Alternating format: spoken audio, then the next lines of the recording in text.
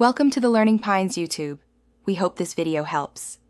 You begin by making sure you have admin rights and that the VPN is not actively connected. Quit the VPN app fully, force quit if necessary. Once done, open System Settings or System Preferences on older Mac OS to access network. You do this because removing a configuration while it's active can leave routes in place. Make sure to note the VPN profile name and any saved credentials. That prevents surprises if you need to restore the connection later. Now you remove the VPN service itself. In Network, select the VPN interface listed in the left column, then click the minus button to delete the profile and hit Apply to commit changes. Next, go to Applications and uninstall the VPN app by dragging it to trash or using its uninstaller. Some providers include a PKG uninstaller. Run that if present.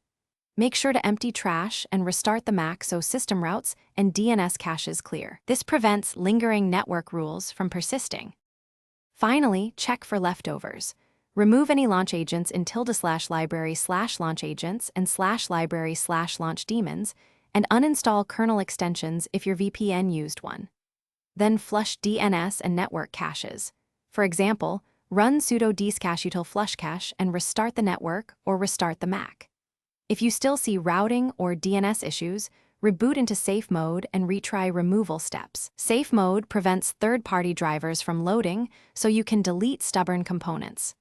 If errors continue, contact the VPN vendor support for a specific cleanup tool. Thanks for watching. Consider subscribing if we helped you.